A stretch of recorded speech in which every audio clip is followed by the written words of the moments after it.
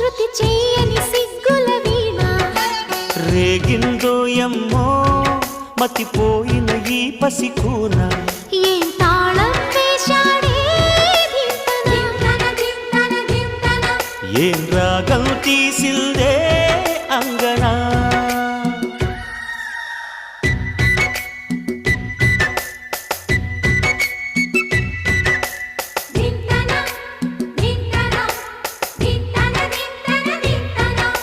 మోగిందో ఎమ్మో శృతి చేయని సిగ్గుల వీణ రేగిందో ఎమ్మో మతిపోయిన ఈ పసికూన